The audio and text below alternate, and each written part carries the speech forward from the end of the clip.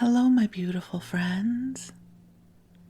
I am Laurel Bleadon-Maffei with Illuminating Souls, welcoming you to this episode of Sleepy Bedtime Blessings, a podcast designed to help you rest, relax, and fall asleep, all while deepening in your connection with your beautiful team of angels who love you so.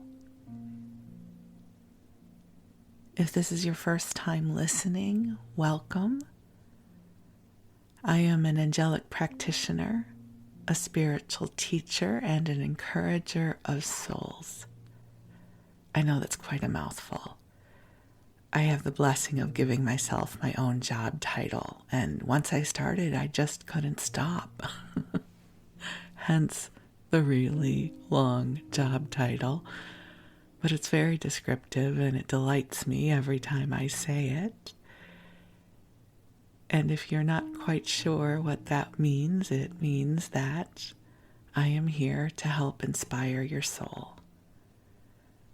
I do this through one-on-one angel sessions, soul mentoring, and a variety of classes designed to inspire your spirit. But every 6 weeks or so, I have a new class, always something different showing up. My classes are typically small in size, so you really get an opportunity to be loved and supported. And you can learn more at my website, illuminatingsouls.com, where you can also sign up for my daily inspiration email blast. And in other podcast-related news, I am happy to share with you that I have started posting episodes to YouTube. And my YouTube account is Laurel Bleadon-Maffei, and hopefully, fingers crossed, if you search for Sleepy Bedtime Blessings podcast in YouTube, you will see all of the episodes there. There isn't much video-wise other than a static image with the audiogram going across, but if it is easier for you to have YouTube playing in the background, I just want you to know that is now an option. And if you are a YouTube person and you find the podcast, please hit the subscribe button and like it so that YouTube knows that this is something good to be promoted. And if you are enjoying the podcast, I would be ever so grateful if you would leave a rating or a review in your favorite podcast app. But for now, the angels and I are here to bring to you beautiful waves of love, to help you come into a good expanse of rest. I've created this podcast because I listen to a sleep podcast every night. And I love the genre, and so I was guided to add my voice to the voices that tell bedtime stories and lull you to sleep. And I do know that some of you listen to the podcast during your waking hours. So however you choose to listen, you have my love and support. So I invite you to take some nice deep breaths in and just release, just letting go anything that came before this moment. As I record this, it is the early morning. The sun is just getting ready to rise, so I anticipate birds chirping soon, so if you hear them in the background, just a little extra nature sounds for you. But I am feeling the love pouring through already. I love this opportunity to come into the blanket fort, and share this love with you. And I'm just taking a deep breath with you. There is this very sweet angel card deck called the Original Angel Cards. They have dozens and dozens of these tiny little cards that have words on them with a little picture of an angel. And so I drew a card this morning for us, and the word on it is freedom. How is that for a sweet invitation? In this moment, you don't even need to know freedom from what or what that would mean. But as we take a deep breath in, I invite you to open to the invitation of divine freedom. So take a deep breath in, and I'm going to invite the angels in to be with us. They are already here, but I love the ritual of sharing them with you. So beautiful angels on high, I invite you to join us here. And I ask that you bring forward waves of love, waves of healing, and waves of light in service to each of our beloveds listening to this message. I ask that you bring forward waves of inspiration and goodness, helping to clear from us any old patterns of fear or worry that we no longer need to embody. And angels bring forward that beautiful sweetness of freedom, helping to bring forward liberation from old bonds that we no longer need to endure, and helping us to come into the brightness of this moment, the lightness of spirit that is here with us. So dear ones, just take some more nice deep breaths in and out and get comfortable in your body. If you are preparing for sleep, just snuggle on in and cozy on up, pulling up your blankets just so. Adjusting your pillows so that you are extra comfortable. And I'm going to invite the angels to bring forward some wisdom about freedom for us. So each of us on our life's journey, we stumble into multitudes of experiences, of beliefs. We have memories. We have social constructs. And sometimes we wind up embodying beliefs, fears, situations that are not even really ours, or that perhaps we have evolved from and we no longer need to inhabit these old lines of energy. And so as the angels bring forward this concept of freedom, sometimes with freedom we think, oh, I want to have enough money, or I want to have so much money I can do whatever I want. And we think of freedom in very grandiose ways. But freedom is also found in everyday consciousness, the freedom to be who you are, the freedom to be you, authentically, beautifully, magically you. And so as the angels are with us, they invite you to breathe in the wisdom of divine freedom. Giving yourself permission to liberate yourself into the beauty of this moment. You know, I'm guided to share a turning point in my life, and I've shared this with you before, but I'm guided to share it again in the context of this exploration of freedom. So I grew up knowing I was a person, right? We're people, we're human beings. And that there was this thing called my soul that was mysterious, that was out there somewhere.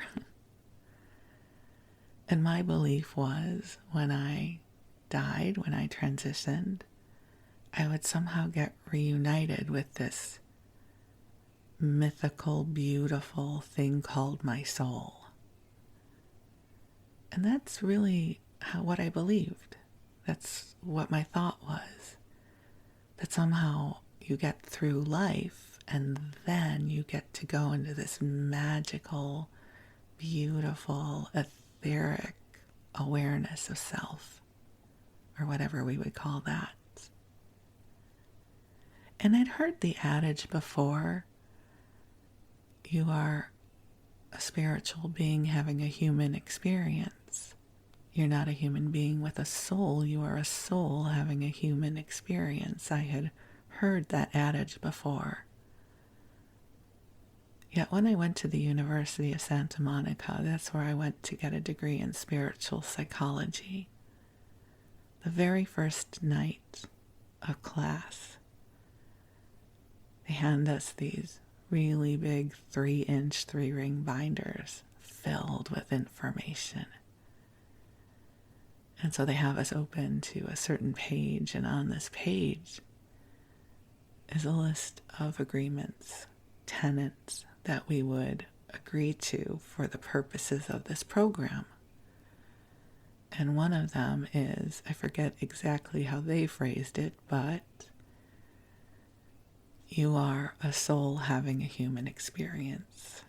And as such, you are whole and complete. And you have all the resources you need to effectively deal with your situations. And so the program is built around this premise that we are whole and complete, that we are divine beings in human form. And this was a profound paradigm shift for me. And it's not something that I adopted right away. It takes a while to live into the wisdom of this and what it means to shift in this way. For me, how it played out was I had spent so much of my life identifying as my wounds and my flaws and my sad stories. And I think a lot of us do this. It's not that I had an exceptionally tragic life, but I really identified to others through my pain points. You know, and I would get together with friends. I'd be like, yeah, I have no money. Yeah, I have no money. I need to go back to Weight Watchers. Yeah, I need to do that too. And again, this is nothing about my friends. It was how I identified in the world was as my deeply human experiences. So within the first few months of being at USM, I started shifting how I contemplated my beingness. So what if I wasn't my sad story? What if I am this beautiful divine being having a human experience? What if I am whole and complete? What if I am filled with wisdom and light? What if I am functioning in a universe that loves me? What if God is with me? God is in me. What if there is beauty that is my truth? What then?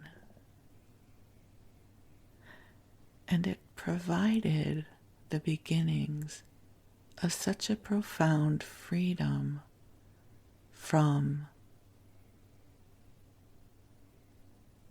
the Earth Girl's perception of the world and my place in it. And the love came flooding in, and the compassion came flooding in for this sweet, tender experience that is life. It is now one of the foundational beliefs around which I have built my life, that we are all divine beings having human experiences. And as such, we are filled with such deep potential and wisdom and light. And so as we contemplate divine freedom, I share this with you. It is one of the things that I hold precious in my life's work, is to help you remember that you too are a beloved of this universe. That you are a divine being in human form, and there may be parts of you have forgotten your wholeness and your light, but it is here with you, for you, as you. So I invite you to take a deep breath in and breathe in the beautiful wholeness of all that you are. That your soul's essence is not something that lives in this far away, mythical, etheric space.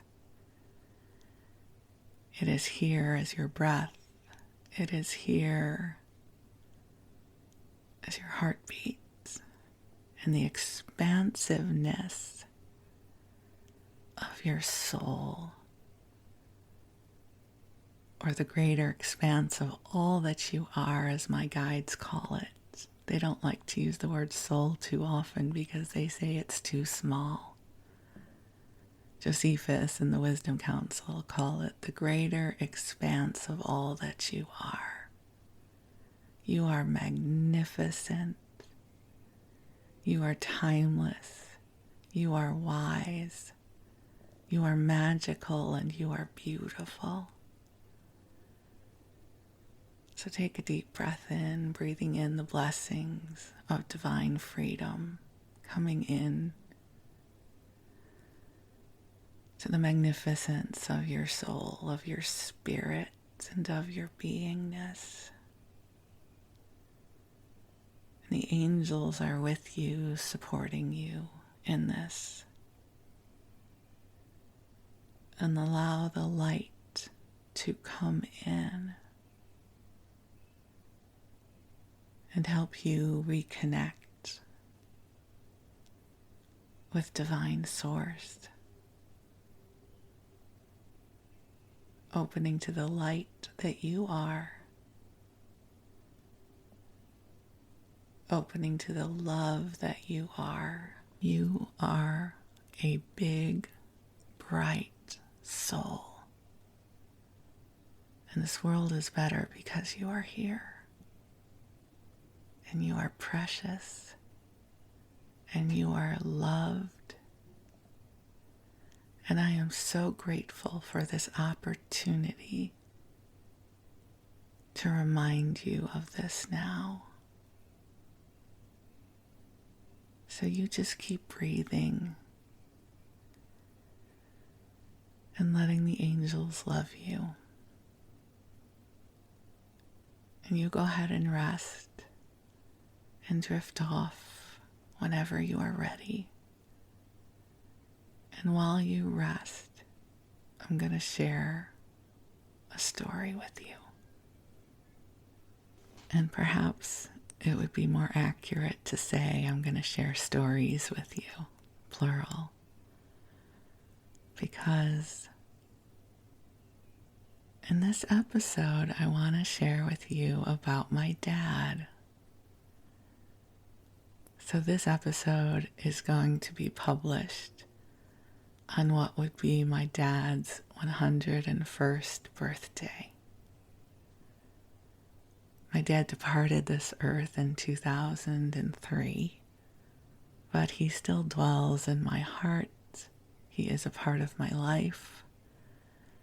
And I find in this podcast I often talk about my mom, but I don't talk about my dad too much. And he was a wonderful guy, and I thought perhaps you would allow me the blessing of sharing him with you. I had been contemplating this as an episode, and then it really settled in for me through a conversation I had with someone this weekend. I attended a luncheon, and I'll share with you a little bit about that at the end if we have time.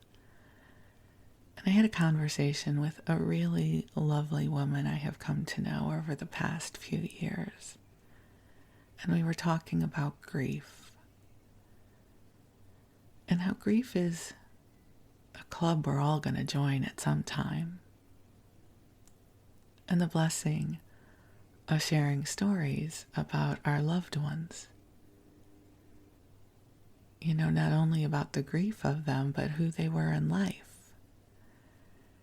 And she had shared with me that she had really come to love Anderson Cooper's podcast about grief called Is That All There Is? And I love Anderson Cooper, and I have listened to the first 2 episodes so far. It's a wonderful podcast that I highly recommend. And I was just listening to the episode with Anderson and Stephen Colbert. And they were talking about the importance of sharing these stories, that sometimes we are the only ones who continue to have the memory. And how wonderful it is when we get to share these memories with each other. And over this past year or so, to my absolute delight and surprise, this podcast has become a place where I can share these stories with you. These little stories that are so sweet, that are part of my life. And I can tell them to you in a quiet, rambling way that will help put you to sleep. And perhaps infuse some more love and delight into your life. And also, my hope is at some point, decades from now, they will somehow be available to be stumbled upon by any future descendants of our family. I love to do genealogy, and any time I stumble across something about one of my ancestors, I get so excited. So who knows, maybe there will be a great or grand niece or nephew who will listen to these in 40 years and love getting to know a little bit more about my dad. He was a really good guy. You guys would have loved him. He would have loved this technology of a podcast. And he also would have likely cautioned me about oversharing and not being too emotional. So let me introduce you to my dad, Jack Bleadon. He was a good guy. I'm really blessed. I was a girl who had a really good father. I know not everybody gets to have a good father, but I had one. He grew up on the south side of Chicago. He was raised an Orthodox Jew. His father was a jeweler. He He had a jewelry business with two of his uncles, so my grandfather's brothers, who would have been my father's uncles. And life was not easy. They were rather poor, and my grandfather passed away when my dad was 18. And then my dad enlisted to fight in World War II. He was a navigator in the Air Force. And probably like anyone who has been in a war, he had several close calls where it's surprising that he survived. And I think someone was watching over my dad for sure. So my dad became an electrical engineer. And my dad was a quiet guy. You know, our family is pretty lively. I would say I come from a matriarchal family in a way. Like my mom and her sister definitely ran the show. And in a sweet way. I don't mean to make this sound heavy-handed. And we were a family that loved conversation. We always had something to say. And you kind of need to know when to jump in, right? It's not as if someone is going to pause the conversation and thoughtfully ask, what do you think? It's like you got to jump in. And my dad was not someone to jump in that way. He was a quiet, thoughtful man, and so he would often just sit and listen and observe. And it wouldn't be until much later in life that I would grow to appreciate that about him. I guess now would be a good time to also share with you that my dad was a Pisces. For any of you that know astrology and give it any sort of weightiness, my dad was truly a Pisces. He felt deeply. He would cry at commercials on the television. He felt deeply, but throughout the course of his life, he learned not to show it. He was brilliant. He was very service-minded. He was always serving on some committee or the Temple Brotherhood. He believed in service. And he was a kind person. He wasn't someone to raise his voice and yell. He was kind and he was generous. And so I thought I would just share some different snippets about my dad for you so you can get to know him as well. So I grew up with a younger sister and an older brother. I'm the middle child. And I figured out when I was fairly young that if I wanted time alone with my dad, all I had to do was ask him to take me to a museum on a weekend. Sometimes my sister didn't want to go and my brother wasn't interested. And so my father would take me to different museums, and Chicago has wonderful museums. The Museum of Science and Industry, the Field Museum, and the Chicago Historical Society. And so when I wanted my special alone time with my father, I would ask to go to a museum. And I remember driving into Chicago from Skokie, and this was before the days of knowing about seat belts and child restraints for cars, child safety. I grew up in the wild 60s. And so I remember I would lean forward and put, like my head over. I would be in the back seat, but I would kind of lean over the seats. And I would ask my dad questions. Because no matter what I asked him, he had an answer. And I loved this time alone with my dad. And I would think of questions. I was like, what can I ask him next? And I would ask a question, and then he would tell me the answer. And I thought that was genius. Like, I loved this. And I always looked forward to our time in the car as much as I enjoyed the museum. And then, of course, once we would get to the museum, we would wander around and my dad would explain things to me because he was a really smart guy. And we had this special time together that I love. I still love the memory of that. I just remember knowing that if I wanted time alone with my dad to ask to go to a museum, and my dad was always game, and then I would sit up from the back seat and look over the front seat and pepper my dad with questions. Listen, I don't know how he felt about that, but in my memory, he loved that time too. He always had an answer for whatever question I would pose.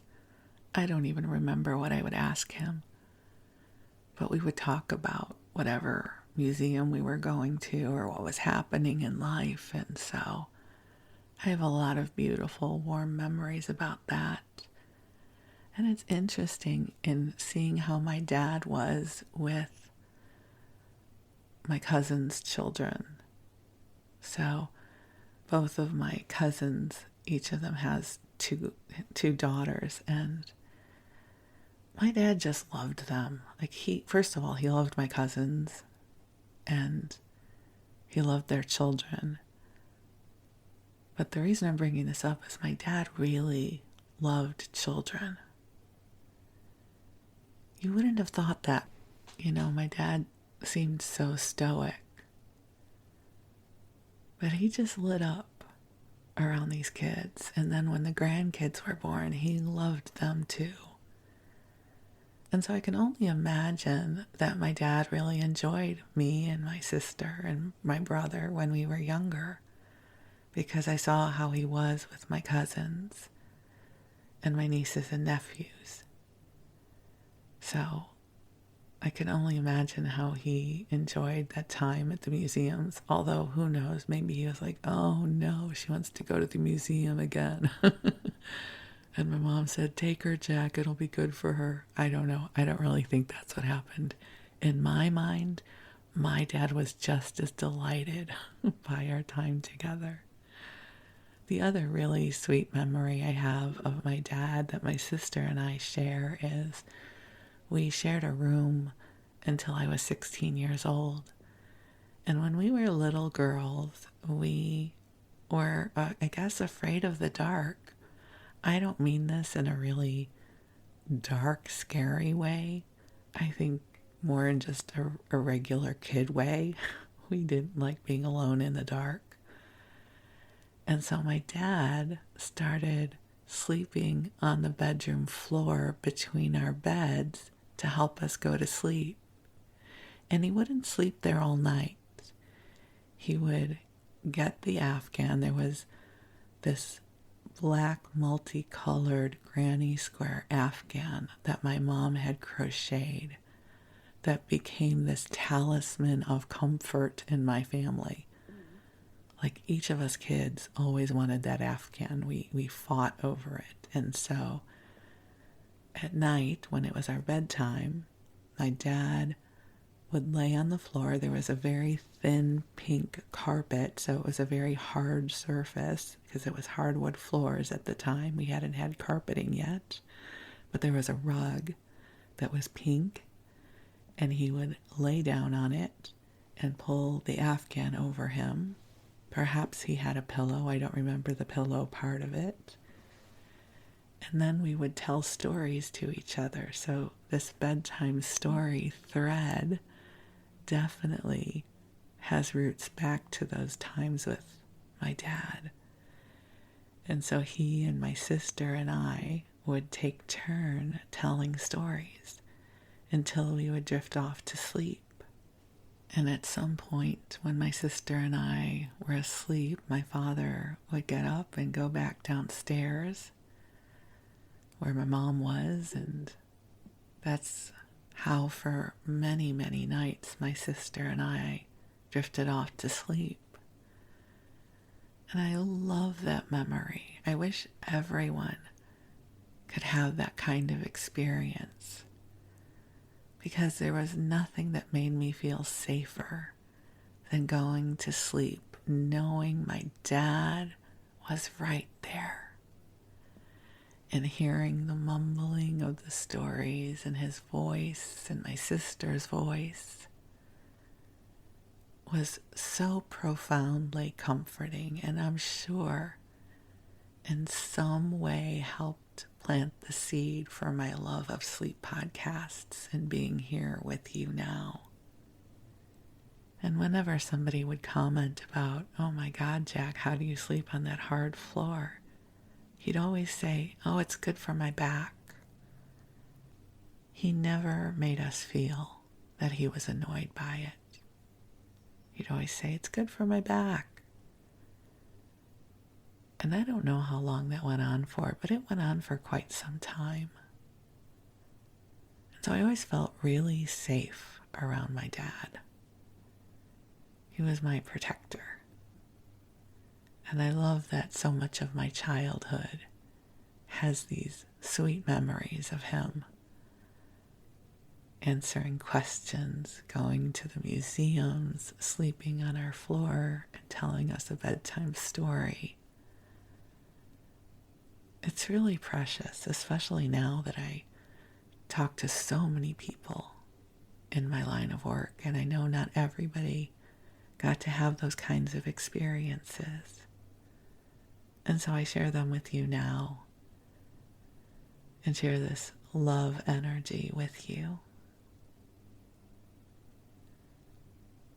And I feel the love of my dad here as well.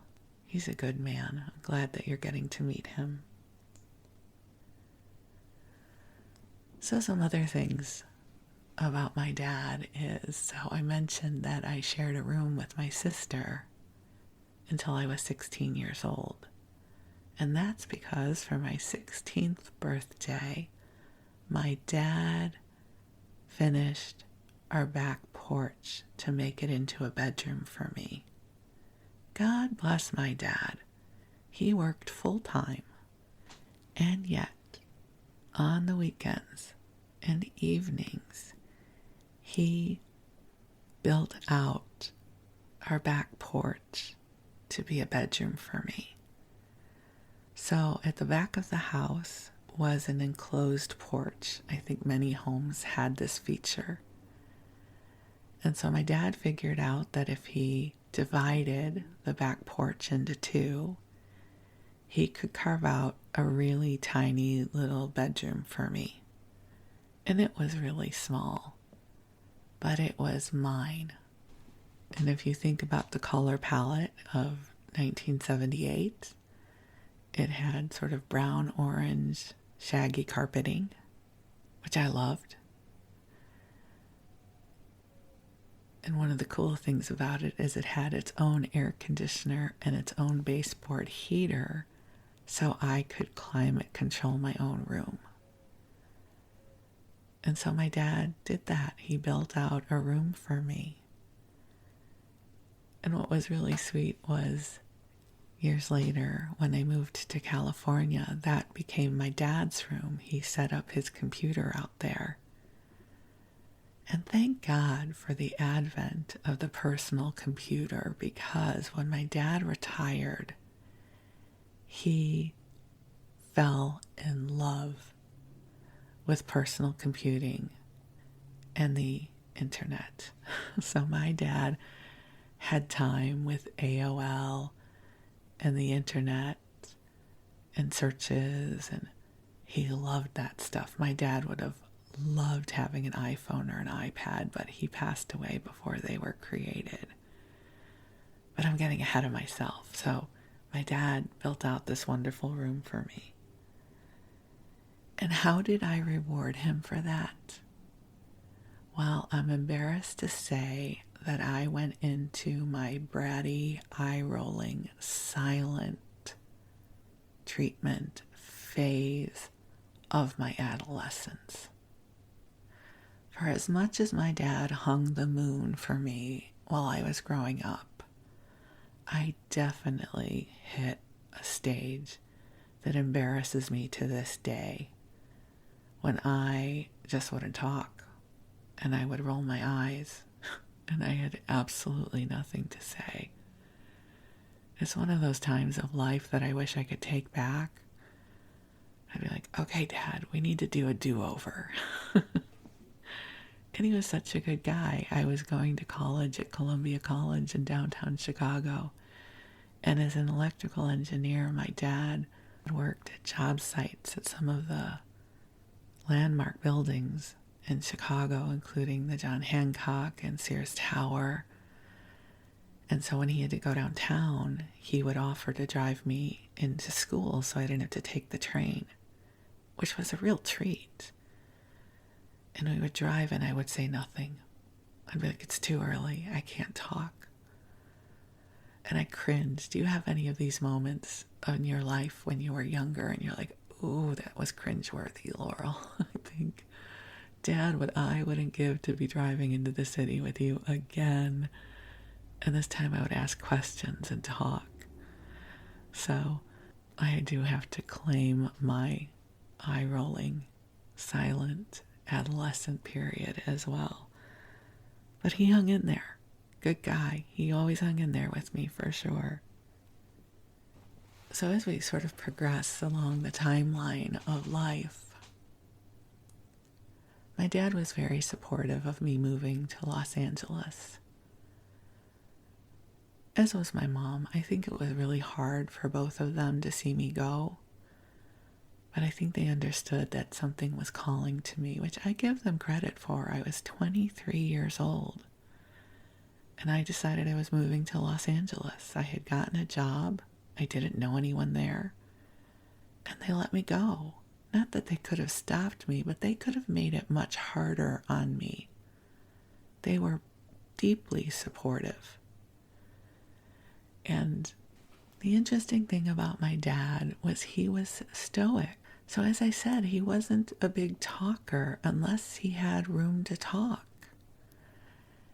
And so when I lived in LA, I would call and I would always talk to my mom. My mom was the talker, the conversationalist. You know, my dad picked up. He'd say, how are you? I'd say, I'm fine. He'd say, how's the weather? I'd say, it's great. And he said, okay, here's your mom. Or here's your mother. And then I would get on the phone with my mom and tell her everything. And then this happened. And then the other thing happened. And then my mom would relay that all to my dad. But I didn't directly tell my dad all of my stories. They were relayed through my mom. And my father called me so infrequently. You know, my mom always called me. But rarely did my father call me unless something was going on with my mom. So if I picked up the phone and I heard my dad, I'd be like, is Mom okay? Because usually it was followed by, everything's okay, but your mom's in the hospital or something like that. And I would say to him, Dad, you are just going to have to call me to talk about the weather so that I don't associate your phone calls with something terrible. And we would both laugh. And he used to watch the Weather Channel all the time, so he knew what the weather was like where I was. And then when my sister was in school up in Northern California, he would watch so he knew what the weather was like where she was too. So that was the other thing. My dad would always watch the Weather Channel. And if you go back to the episode Unexpected Family, I talk quite a bit about how my father never really talked about his family, except for when I moved to Los Angeles. It turned out we had a whole bleed-in side of our family I knew nothing about. And that's how I got to know my cousin Susie and her dad Joe, and a whole new chapter of life and family unfolded from that. So my dad was someone who just really kept a lot in.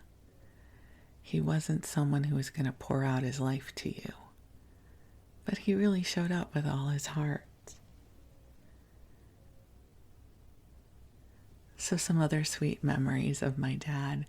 My dad also really loved food. We definitely had that in common. He was a bigger guy and he had to watch his weight, but my dad loved food. And we really connected on that. So whenever there was a family function, whether it was Passover or Thanksgiving or a birthday, somehow my dad would get jammed into the far end of the table where it would be hard to get in and out, and he would just sit there patiently.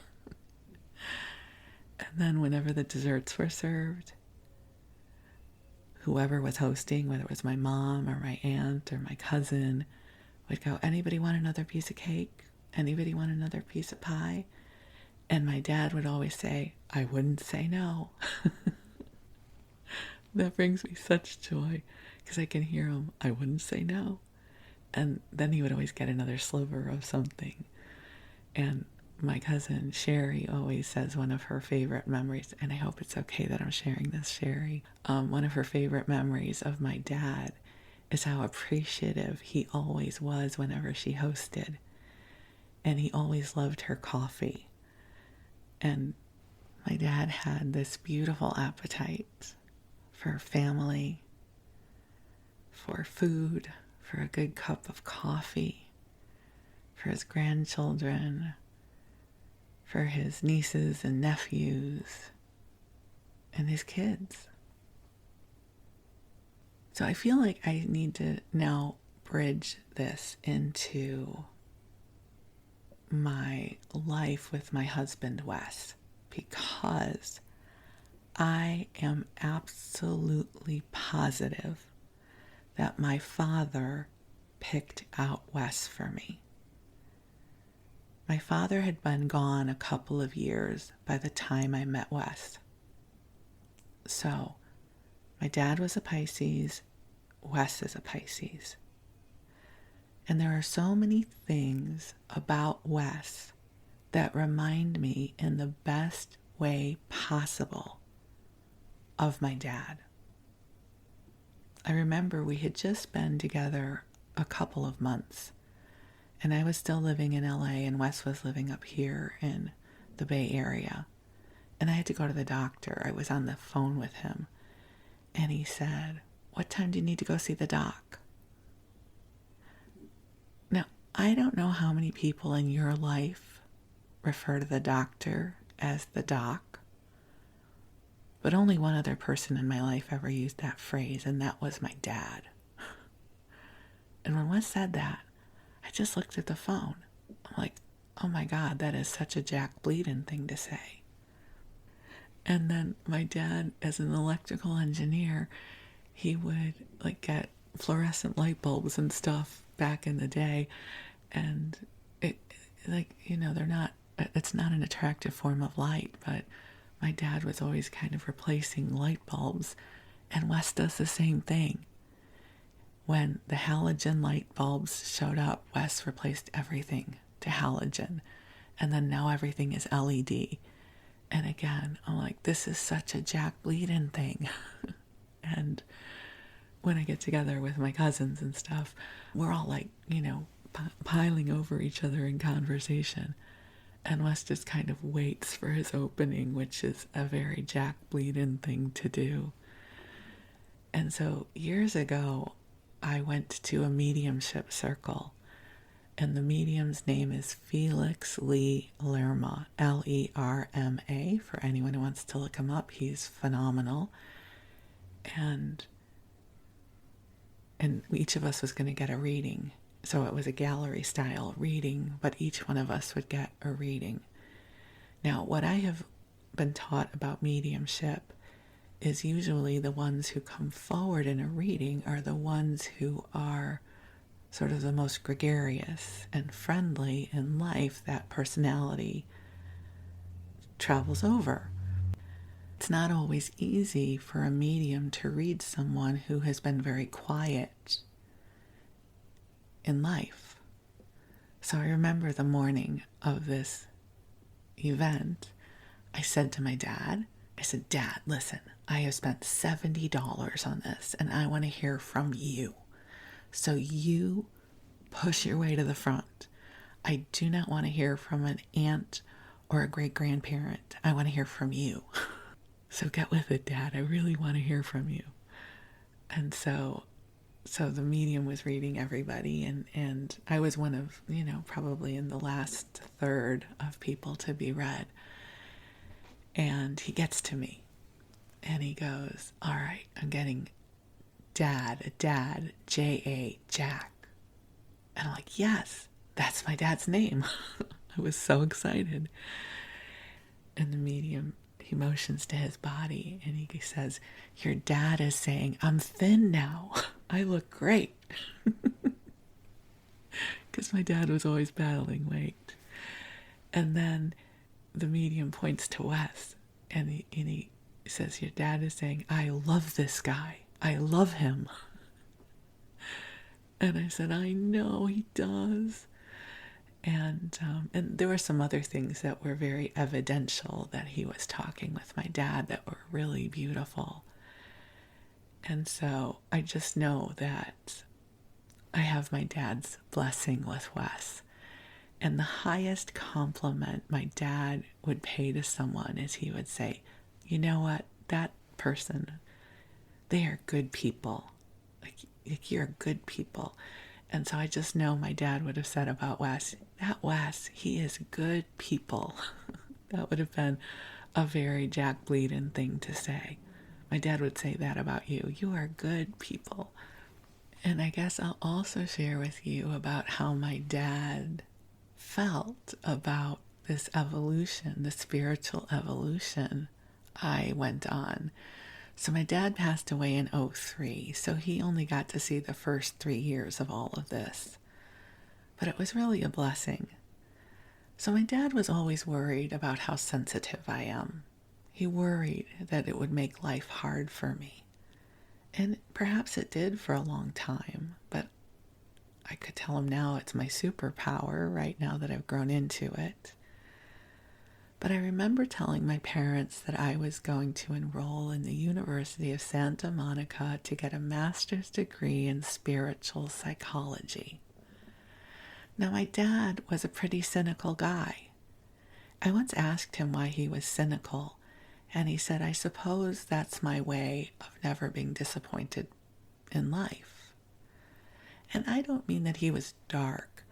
I just mean, my dad was an Ashkenazi Jew.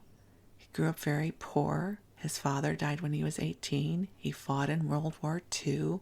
He lived through the Depression. You plan for the worst and hope it doesn't happen. That was sort of the philosophy for my dad. He didn't have this light, fluffy upbringing, right? Life was hard. So my dad voiced his concern that I was going to join a cult, that this was going to be a cult, and that I had to be alert to make sure I was not going to fall into some sort of, trap. And I remember saying to my dad, Dad, if I was that easily influenced, I would have never moved to Los Angeles, and I would live in Northbrook right now, and I would be married to a doctor or a lawyer, because that's what I was supposed to do.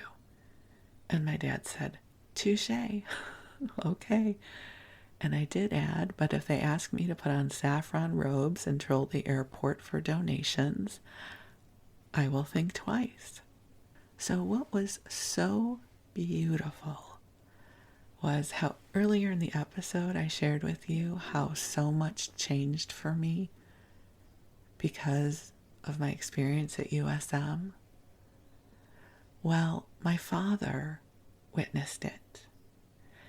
And in the second year at USM, they invite us to do a nurturing project.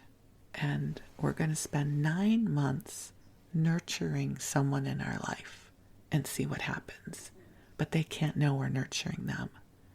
So I picked my dad. At this point, my dad had developed Parkinson's. So before, my dad wasn't a big talker, and now he had Parkinson's, and so it made it even more difficult for him. And I decided I'm going to nurture my dad and see what happens. My big heart relationship was always with my mom. She was the one I talked to. She was the one I confided in. And then everything got relayed to my father. So I was going to build a direct relationship with my dad that I really hadn't had since I was a little girl. So I started emailing him. I would ask him questions. I would share with him about my life and what I was doing and the experiences that I was having. And he would write me back. And I would pick up the phone and I would say, Mom, can I talk to Dad for a few minutes? And I would talk to my dad. And when I would go back to visit them, I would make a date with my dad. I'd be like, Dad, I'm coming into town. Can you and I go have coffee? And then we would have our own special date. And it was the sweetest thing. I really got to learn more about my dad, and he got to learn more about me. One of the things that to this day makes me giggle is I love deep conversation, which I'm sure does not surprise you. And sometimes in my conversation with my dad, we would go into the deep end of the ocean, and my dad would abruptly disconnect the conversation. So we might be talking on the phone about something, and then he would just all of a sudden go, okay, here's your mother. And I'd be like, okay, you were done, huh? He's like, yeah. I was like, okay, Dad, no problem. And one of the things that he had become very interested in was in Jewish mysticism. So while I was getting my degree in spiritual psychology, he was studying Jewish mysticism. So we would have these really interesting conversations. And sometimes they would happen through email. And what was so beautiful is that when I graduated, he was still alive. And they were not able to come out for the graduation. But my dad sent me this beautiful email telling me that he was proud of me and that he had been wrong about the program. He could see that I had blossomed and I had found purpose and meaning in my life. And that was all he ever wanted for me. And so in his email, he said, I was wrong. This has been wonderful for you, and I'm so happy for you, and I'm proud of you. So I'm so grateful that my experience at USM opened the door and invited me into making space for a deeper relationship with my father. So my dad had Parkinson's. And I promise this conversation is not going to be dark and depressing, where we're going to go from here. And it's a difficult disease. I don't know if you have anyone in your life who has Parkinson's, or if perhaps you do. But one of the things that I do to pay tribute to my dad is I am participating in a multi-year Parkinson's study through the Michael J. Fox Association. It's called PPMI, which stands for Parkinson's Progressions Markers Initiative. And it is a very unique study. They have 1,000 people or so enrolled, and I go on site once a year for a lot of different tests. They do cognitive testing, blood work, DAT scans, MRIs, lumbar punctures, and they're building up this database of different biomarkers to begin to track who gets Parkinson's, when does it show up, are there biomarkers that identify the progression of it, and it's really a remarkable study. And I've been in the study for 5 years now, And it is so profoundly rewarding. So, how it works, if any of you are interested in participating, this is my little public service announcement. If someone in your immediate genetic family has had Parkinson's, you can apply to participate. And they will offer to do genetic testing. There are 2 genetic mutations right now that they are studying that seem to contribute for some forms of Parkinson's. And they're also taking people who do not have these genetic markers. And then you go in once a year on site. And then also once a year you have a Zoom conversation, an appointment perhaps we'll call it.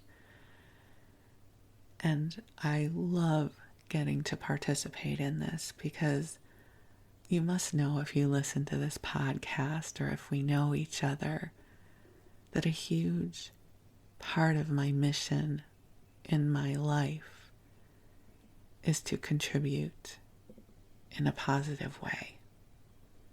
To know that somehow my life has made a difference. And participating in this study, it's interesting. I have always battled having a body. I know that sounds strange. I have not been great friends with my body for much of my life.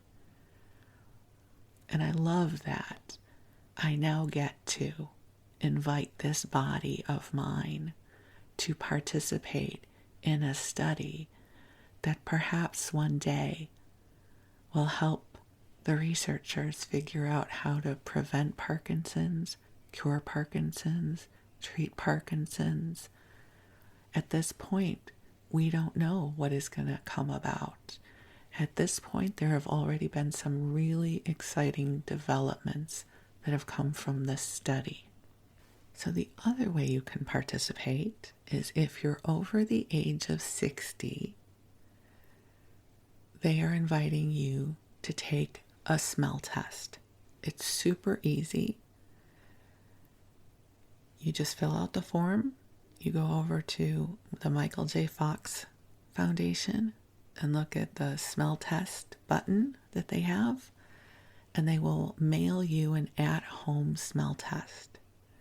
And sometimes, not always, a shift in smell can be an indicator, an early indicator, I should say, of Parkinson's. But if you are losing your smell, don't worry about it. It doesn't mean that this is what's happening. But what they're seeking to do is to build as big a database as possible of people over 60 who are taking this test, so that they can then cultivate a subset to follow. So even if no one in your family has Parkinson's, even if you've lost your smell because of COVID, or if your smell is fantastic, wherever you are on the smell continuum of life, post 60 years old, PPMI and the Michael J. Fox Foundation are inviting you to take this smell test. And then you too will have the joy of knowing that you are contributing to the greater good, simply by taking this super easy test. And it's a fascinating test. It's a scratch and sniff test that I found really interesting. So it's one of the ways that I honor my dad. And thank you so much for letting me share him with you. He was a good guy. I'm so blessed. I had a really, really good dad. It's really something to be in the world as a little girl who had a wonderful father, right? It has allowed me to grow up with a really solid foundation in who I am and my place in the world. And so my dad would say about you, you are good people. And he would tell me not to worry so much or not to feel so deeply. And I would say, Dad, it's my superpower. I'm really good at this. And he would be really proud of me for making this podcast and sharing the love. He would probably listen to it. Maybe he'd give me a little critique here and there.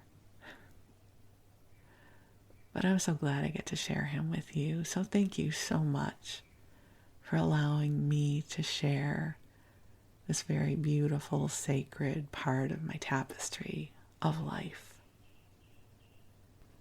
I'm going to put the link to the PPMI study in the show notes. So if any of you are interested, you can go ahead and check it out.